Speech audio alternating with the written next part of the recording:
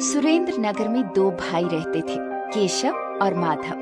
बचपन से ही दोनों भाइयों में बहुत प्यार था, पर केशव की शादी होते ही केशव की बीवी ने ऐसा रंग दिखाया कि दोनों भाइयों के बीच जायदाद को लेकर झगड़ा खड़ा हो गया। और फिर झगड़ा इतना बढ़ता गया कि दोनों भाई एक ही मकान में अलग अलग रहने लगे। गुजरते वक्त के साथ जब केशव को एक सुंदर सी बेटी हुई, इस खुशी में घर में फंक्शन किया गया जिसमें पूरे गांव को बुलाया गया। तब भी अपने ही मकान में ऊपर रहते भाई को नहीं बुलाया गया। धीरे धीरे उनकी बेटी जैसे जैसे बड़ी होने लगी, माधव छुप छुप कर उसे देखता। केशव और उसकी बीवी उषा अपनी बच्ची को एक ही बात सिखाते थे, मम्मी, पापा, मम्मी मैं खेलने जाऊं? जाओ बेटी, मगर एक बात याद रखना, उस सीढ़ी की तरफ कभी मत जाना। क्यों? बेटा, ऊपर एक खतरनाक राक्षस रहता है जो खूबसूरत बच्चियों को खा जाता है। बाप रे, तो इतने खतरनाक राक्षस को आप भगा क्यों नहीं देते मम्मी? मैंने भगाने की बहुत कोशिश की बेटा, पर वो इतना बेशर्म है कि घर छोड़कर भागा ही नहीं। ओके मम्मी, मैं उस सीढ़ी पर कभी नहीं जाऊंगी। दोनों माँ बाप ने बच्ची के दिमाग में ये बात पूरी तरह बैठा दी थी। पर एक दिन कागज का प्लेन उड़ते हुए सीढ़ी पर जाकर अटक जाता है। बच्ची पहले तो डर जाती है कि अपना प्लेन कैसे निकाले, पर फिर ऊपर किसी को न देखकर वो सीढ़ी पर चढ़ जाती है और प्लेन निकालने की कोशिश करती है। पर सीढ़ी की रेलिंग में उसका सर फंस जाता है। वो काफी कोशिश करती है, पर सर ना निकलता देख डर जाती है, चीखने लगती है। मम्मी, मम्मी, पापा, पापा, नहीं राक्षस, नहीं। अरे सुनो सुनो। मगर वो कहते हैं ना, अगर दिल में सच्चा प्यार हो तो हल्के से छूने से भी प्यार का एहसास हो जाता है। शायद वो एहसास परी जैसी मासूम बच्ची को भी हो गया था। अब आते जाते वो छुप छुप कर माधव को देखती थी। आखिर एक दिन वो उसके लिए बड़ी सी चॉकलेट लेकर आता है। चॉकलेट देखते ही बच्ची धीरे धीरे डरते डरते उसके पास आती है। चॉकलेट खाओगी? खाऊंगी, पर आप तो मुझे नहीं खाओगे ना? मैं भला तुम्हें क्यों खाऊंगा? क्योंकि तुम राक्षस हो ना। किसने कहा? मम्मी पापा ने। उन्होंने कहा उस सीढ़ी पर कभी मत जाना, ऊपर एक खतरनाक राक्षस रहता है। वो खूबसूरत और मासूम बच्ची को खा जाता है। मैं भी तो मासूम बच्ची हूँ ना। हाँ, पर मैं राक्षस नहीं हूँ ना। राक्षस पहले था, मैंने उसे मारकर भगा दिया। सच्ची? हाँ, राक्षस तो देखो ऐसा होता है। देखो, इसके सिर पर सींग हैं, लाल लाल आँखें हैं, बड़े बड़े बाहर निकले हुए दांत हैं। पर मुझ में तो ये सब नहीं है। मैं तो तुम्हारा चाचू हूँ।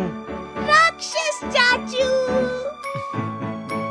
उस दिन पहली बार दोनों चाचा भतीजे की दोस्ती होती है।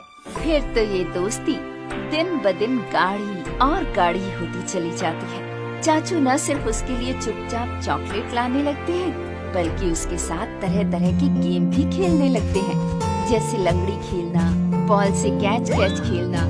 वो उसके साथ कागज के कई प्लेन बनाकर भी उड़ाता है। दोनों में प्यार गहरा और गहरा होता जाता है।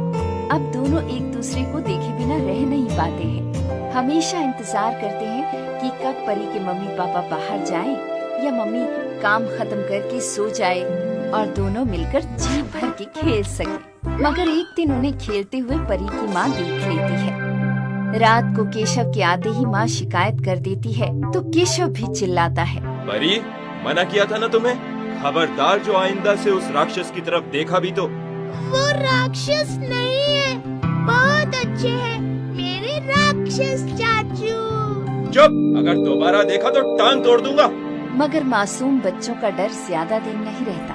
एक दो दिन गुजरने के बाद फिर से वो माधव से मिलने लगती है। फिर दोनों खेलने लगते हैं। वो अपने राक्षस चाचू से मिलकर बहुत खुश होती है, मगर फिर से वो पकड़ी जाती है और इस बार सचमुच केशव उसके साथ बड़ा बुरा बर्ताव करता है। परी, मैंने तुम्हें मना किया था ना उस राक्षस से मत मिलना। अब देखता हूँ कैसे मिलती हो तुम। उषा, आज से इसका इस कमरे से निकलना बंद। अगर इस बार कमरे के बाहर निकली तो अब की बार सचमुच में तुम्हारी टांग तोड़ दूंगा। और उसके बाद सचमुच दोनों पति पत्नी बच्ची का कमरे से बाहर निकलना बंद कर देते हैं। बेचारी परी मन महसूस कर रह जाती है। वहीं माधव भी बार बार हसरत भरी नजरों से सीढ़ी पर खड़ा खड़ा परी के कमरे की ओर देखता है। मासूम दिल ये दूरी, ये कैद बर्दाश्त नहीं कर पाता है और धीरे धीरे टेंशन में परी की तबीयत खराब हो जाती है। डॉक्टर आकर चेक करता है। इसे तो कुछ भी नहीं हुआ है केशव भाई। ये आप क्या कह रहे हैं डॉक्टर साहब? तो फिर ये बीमार सी क्यों लग रही है? इसे अंदर ही अंदर कोई बात है जो परेशान किए हुए है। ये उसी का असर है। जब तक इसके अंदर से वो बात खत्म नहीं होगी ये ठीक नहीं होगी। अगर ऐसा ही रहा तो इसकी जान को भी खतरा हो सकता है। क्या? डॉक्टर के बाहर आते ही माधव भी बेसब्री से उससे पूछता है तो माधव को भी डॉक्टर वही बात बताता है। अगर इसके दिल में जो बात है या जो भी इच्छा है वो पूरी नहीं हुई तो इसकी जान को भी खतरा हो सकता है। अगर इसके दिल में जो बात है या जो भी इच्छा है वो पूरी नहीं हुई तो इसकी जान को भी खतरा हो सकता है। अगर इसके दिल में जो बात है या जो भी इच्छा है वो पूरी नहीं हुई तो इसकी जान को भी खतरा हो सकता है। यहाँ बच्ची अपने कमरे में बीमार सी बड़ी बड़ी आंखें खोले शून्य में देखती सी लेटी है। माँ उससे बात करने की कोशिश करती है, पापा भी, पर वो कोई जवाब नहीं देती है। ये देख दोनों घबरा जाते हैं। देखिए ना, इसे क्या हो गया है? परी, परी, परी बेटा।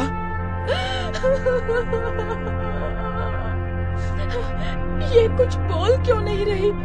डॉक्टर ने कहा है अगर आज ये कुछ नहीं बोली तो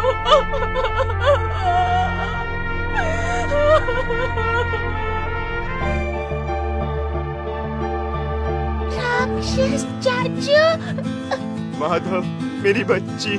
कुछ नहीं होगा हमारी परी को। परी, राक्षस चाचू, मुझे आपके साथ खेलना है। हाँ हाँ खेलना, अपने राक्षस चाचू के साथ खेलना। बस जल्दी अच्छी हो जाओ। चाचू चलो, हमको प्लेन उड़ाना है, बॉल से खेलना है। लगता है बच्ची की इच्छा पूरी हो गई। अब इसे कुछ नहीं होगा। She is out of danger. पर ये हुआ कैसे? बस ये समझ लीजिए डॉक्टर साहब, मेरा अपना खून कुछ देर के लिए मुझसे जुदा हो गया था। शायद उस खून की कमी की वजह से ही ये बीमार हो गई थी। हाँ, आज परी ने मुझे एक बात सिखा दी है कि अपना खून अपना ही होता है। उसे जड़, जमीन और जोड़ू कोई भी अलग नहीं कर सकता।